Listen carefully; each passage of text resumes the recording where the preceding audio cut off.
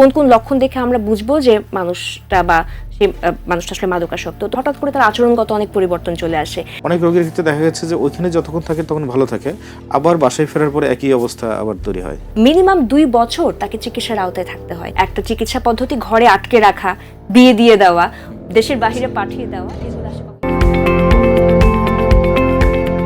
মাদকাসক্ত থেকে আসলেও কিভাবে ফেরার উপায় কি? অনেক ধন্যবাদ। এটা আসলে আমাদের সমাজে এখন একটা বড় সমস্যা এবং সামাজিক সংকট। আমি বলবো যে মাদকাসক্তি এত বেশি ছড়িয়ে পড়েছে এবং সেটা খুবই অ্যাডোলেসেন্ট পিরিয়ড থেকে, মানে যারা টিনেজ গ্রুপ থেকে আসলে কিন্তু এটা আমরা মাদকের হাতছানিটা আমরা দেখতে পাই। তো প্রথমেই ব্যাপারটা চলে আসে যে আমরা আগে ভাবতাম যে শুধুমাত্র পিয়ার প্রেসার, যে হয়তো বন্ধুদের জোরে বা প্ররোচনায়, কিন্তু এখন আমরা দেখি যে কৌতূহল বশত কিন্তু সব থেকে বেশি এফেক্টেড হয়, দেখি না কি হয়, এবং একটা ড্রাগস হয়তো করলো পরবর্তীতে আরেকটা।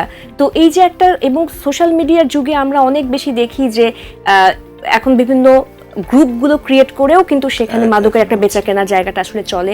তো সেখান থেকে মানুষের কৌতূহলটা আরো অনেক বেশি বাড়ে। তো একটা খুব টিনেজ গ্রুপ থেকে যখন মাদকের জায়গাটা শুরু হয়, এটা কিন্তু আমাদের ভবিষ্যতের একটা যুব সমাজকে আমরা আসলে ধ্বংসের মুখে নিয়ে যাওয়া হচ্ছে। তো সেখানে প্রথমে একটু লক্ষণগুলোকে আসলে দেখা, যে কোন কোন লক্ষণ দেখে আমরা বুঝবো যে মানুষটা আসলে মাদকাসক্ত। তো প্রথমে যেটা চলে আসে যে হঠাৎ করে তার আচরণগত অনেক পরিবর্তন চলে আসে। সে একটু প্রাইভেসি চাচ্ছে, তার ফ্রেন্ড সার্কেলটা চেঞ্জ হয়ে যাচ্ছে, আগে যে সার্কেলের সাথে মিশতো তার সাথে হয়তো মিশছে না, হঠাৎই রেগে যাচ্ছে, সে দিনে ঘুমাচ্ছে, রাতে জেগে থাকছে, এরকম একটা বিষয় হয়।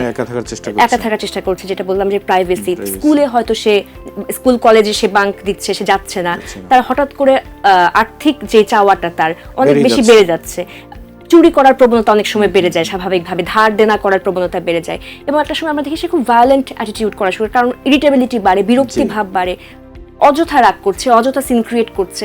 তো এবং এই জিনিসটা মাদকাসক্তির ক্ষেত্রে যেটা হয় যে কৌতূহল বশত তো শুরু করে, কিন্তু সেটা তার আস্তে আস্তে অভ্যাসের জায়গায় পরিণত হয়, এবং একটা সময় সে এটা ছাড়া আর থাকতে পারে না। মাদকই তাকে নিয়ন্ত্রণ করার চেষ্টা করে, যখন করে তখন কিন্তু সে এখান থেকে না পারে বের হয়ে আসতে, না পারে সে এটাকে ছাড়া আসলে থাকতে।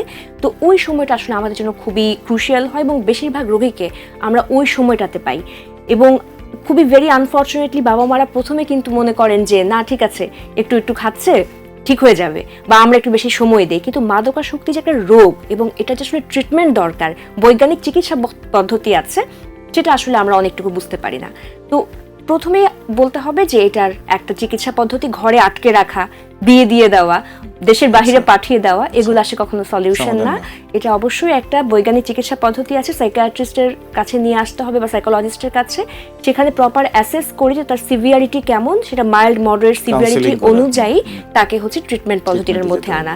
সিভিয়ার হয়ে গেলে অবশ্যই তাকে ভর্তি রেখে চিকিৎসার মাধ্যমে একটা দীর্ঘমেয়াদী চিকিৎসা পদ্ধতির মাধ্যমে তাকে ফিরিয়ে নিয়ে আসতে হবে এই পথ থেকে। কিন্তু দেখা গেছে যে অনেককে ওই চিকিৎসার যে সেন্টারগুলো আমাদের দেশে যে প্রচলিত মাদক নিয়ন্ত্রণ কেন্দ্র বা প্রাইভেট যে সেন্টারগুলোতে আছে, অনেক রোগীর ক্ষেত্রে দেখা গেছে যে ওইখানে যতক্ষণ থাকে তখন ভালো থাকে, আবার বাসায় ফেরার পরে একই অবস্থা আবার তৈরি হয়।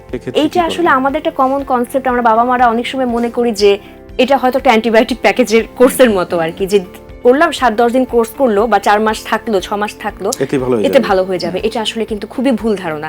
ট্রিটমেন্টটা আসলে শুরু হয় জানেন যে সেন্টার থেকে যখন সে নর্মাল লাইফে সে ফেরত আসে তখন, কারণ তার তো অ্যাভেলেবিলিটি আছে। তখন আমরা যখন সেন্টারে কি করি যে সেখানে তাকে ডিটক্সিফিকেশন, যে তার যে শরীরে যে মাদকের কারণে, হ্যাঁ, ওটাকে ম্যানেজ করা, এবং মাদকের কারণে তার যে চিন্তা চেতনার পরিবর্তন বা তার শারীরিক যে পরিবর্তন, সেগুলোকে আসলে ম্যানেজ করা, এবং তার মাঝে একটা মোটিভেশনের জায়গা তৈরি করা, যে তার ইনসাইটকে ডেভেলপ করা, আমরা যেটা বলি যে সে বুঝতে পারছে কিনা যে মাদকটা তার ক্ষতির কারণ হয়েছে এবং এটা তার চিকিৎসা প্রয়োজন। তো সেই বিষয়গুলো ডেভেলপ করার সময়টুকু থাকে আসলে সেন্টারে। তো যখন সেখান থেকে বের হয়ে আসছে তখন কিন্তু মিনিমাম 2 বছর তাকে চিকিৎসার আওতায় থাকতে হয়। 2 বছর কমপক্ষে, কারণ 2 বছর কি সেন্টারে থাকবে না, 4 থেকে 6 মাস তার সিভিয়ারিটি অনুযায়ী, এবং তার পরবর্তীতে বের হয়ে তাকে ফলো আপে আসতে হবে। আফটার কেয়ার সার্ভিস আমরা যেটা বলি, তাকে সাইকিয়াট্রিস্টের কাছে ফলো আপে আসতে হবে, তার মেডিসিন কন্টিনিউ করতে হবে, তাকে কাউন্সেলিং এ আসতে হবে, তাকে সাপোর্ট গ্রুপের সাথে তাকে অ্যালাইন্ড থাকতে হবে। এই পুরো বিষয়টা যখন 2 বছর যাবত কন্টিনিউ হয়, এবং 2 বছর আমরা যদি দেখি যে কোনো মানুষ আসলে ক্লিন আছে, সে আর রিল্যাপস করেনি, তখন ধরে নেওয়া যেতে পারে যে সে মোটামুটি মাদক মুক্ত বা মাদকাসক্তি রোগটা থেকে সে ফেরত আসতে পেরেছে। তারপরও যেহেতু আমরা বলি এটা একটা ক্রনিক রিল্যাপসিং ব্রেন ডিজিজ, অর্থাৎ এটা যে কোনো সময় আসলে ফিরে আসতে পারে, পুনঃ আসক্তি এটা বারবার হয়।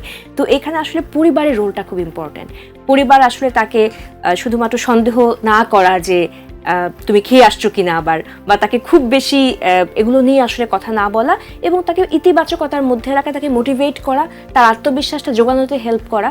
আমরা সবসময় দেখি একজন মাদকাসক্ত রোগী যখন আসলে ফেরত আসে তাকে সমাজে পুনর্স্থাপিত করার ক্ষেত্রে কিন্তু অনেক চ্যালেঞ্জ সে ফেস করে। তাকে পরিবার কেউ বিশ্বাস করতে চায় না, তাকে কর্মপরিবেশে কেউ ফেরে না, তো অ্যাডিক্টেড একটা ট্যাগ আমরা আসলে দিয়ে দিই।